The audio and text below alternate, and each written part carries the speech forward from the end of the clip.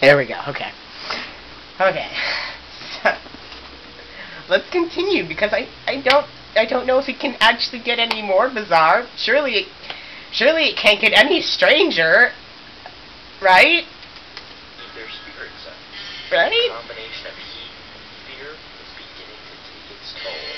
The heat and the fear is starting to thin out the kids, and eventually, you know, it's just going to be younger Pete who answers the phone. And this is going to be something really, really bizarre or random, and now the chubby kid is hallucinating Mr. Tasty. And an atomic explosion because it's hot. Run away! Run! Everybody run! Artie scares away the mirage with his magic powers. As for me, I was frustrated because I couldn't find the answers I was looking for. I tried to keep my cool, but the ringing phone was mine. Oh, maybe it's going to be Pete the Older who's going to answer it. Who are you? What do you want? Tell me. I'm not afraid of you! So answer the phone, you idiots! What? Who? Oh, it's the guy with the harpoon gun and the fish bowl. I knew that voice. You called the hotline. What are you doing? Don't be alarmed. I'm a psychiatrist.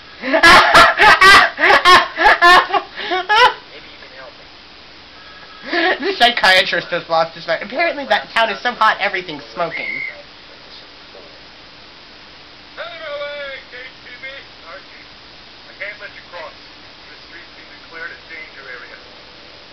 Now, is Kent the the crosswalk guard guy who's absolutely never leaves his post? Everyone in this fucking town is insane. Or on something. I don't know. It's the insanity. The sidewalk is apparently melting shoes now. I swear I've been in weather almost that hot one summer. We had a couple of summers in Pendleton where drought season. So hot. So horrid.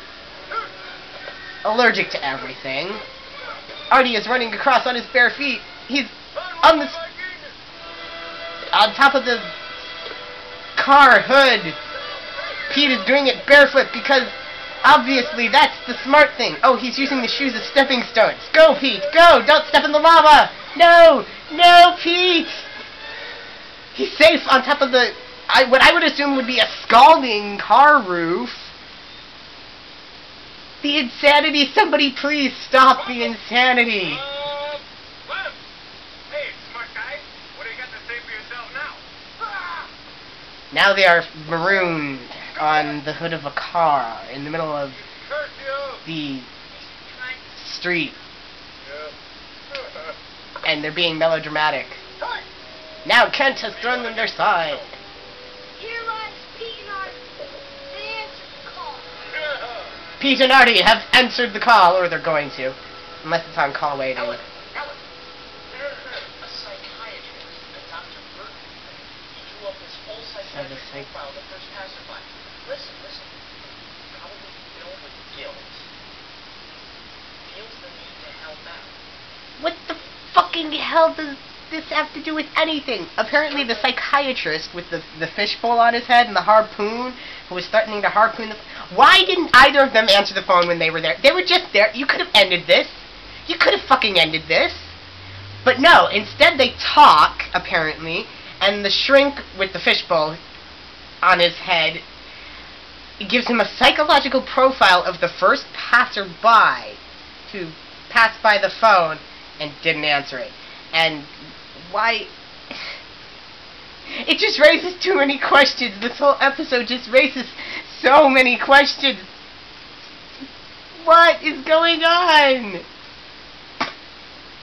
This doesn't make any sense. But, okay, so psychological profile on first passerby by shrink with fishbowl on head. The sound of ringing phones. Sound of ringing phones. Wow. Finds it helpful? I was about to find out. Right? Ringing phone crisis center. Hey, Tuck. Yeah, I think I finally got it all figured out. Call me back. If this works. Oh, God. Dad, you're gonna blow up the house. Ringing in this house again. dad is currently giving himself impromptu electroshock therapy because he is a psycho trying to rewire the house. But Pete and Artie are in the field. Why is this phone in the middle of a fucking field? What? I'm going to lose it. I'm going to lose my mind. I thought it was crazy before, but seriously, no, this particular episode of Pete and Pete is going to drive me insane. In the world! Running through a field of stickers to the abandoned phone that keeps... Artie, where are you going?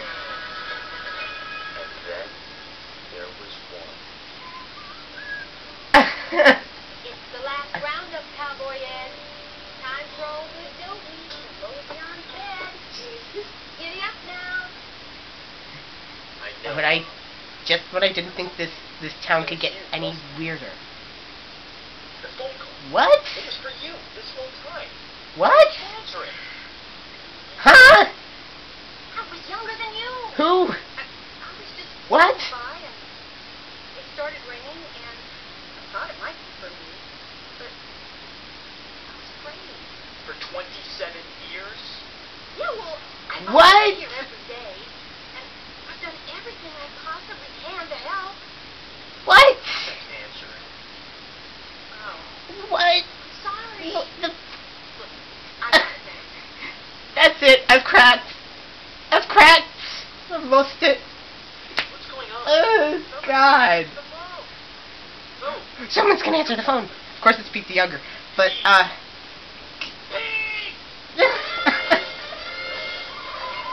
what is going on? This doesn't make any...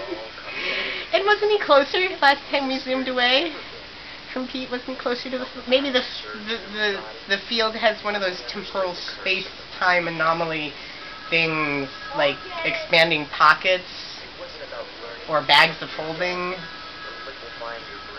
What? I'm so confused. That was something you couldn't live with anymore. What is with and now the whole town is coming to see Pete answer the phone. I should have done 27 years Unless ago. his mom beats him to it.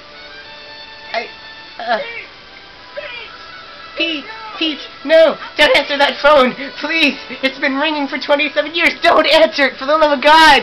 Don't do it! No! What are you thinking? The ringing stopped! Oh, it's over. And suddenly everybody's back to normal. And he realizes he's not a cowboy, and I'm not a spaceman with a harpoon, and the cops kiss for some reason. There's no one there. For you. Well, duh, we established that a little bit ago, but why? Who is it? Hello? What do you want? Why didn't you hang up? How did you... What is your phone bill? Kind of personal. Would you mind? So close the booth, you psych... I'm gonna have an aneurysm, I swear. What?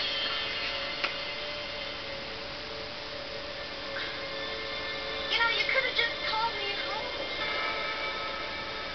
It was the Why don't we talk about it, okay? phone guy? I don't get it. 27 years Hub Callister had been reaching out to my mom. 27 years of waiting. What? To answer his call. How? Why? Who? What just happened? And doesn't Dad have a problem with this? I mean, that is your wife, you know. I mean, I really don't get the whole monogamy thing, but yeah, whatever. Is he gonna let him kiss, do you think? I just couldn't bring myself to tell you in person. I'm so confused. So I called you on the phone and walked by one day. And you just never hung up?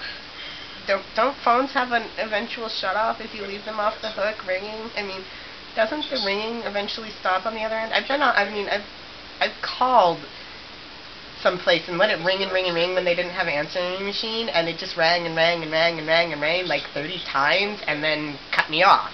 And went, you know, beep, beep, whatever the noise was. I used to be able to do a flawless impersonation of an operator. I haven't heard an operator in years. They don't have operators anymore? I mean, it is a recording and all, but... I'm married. I have 3 children. You know that. You've been stalking me for 27 years, you freak.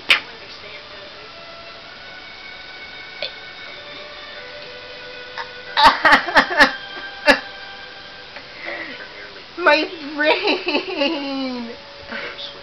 It doesn't make sense. Nothing about this episode made any sense. Do we just chalk this whole thing up to heat exhaustion? Everyone had a collective hallucination?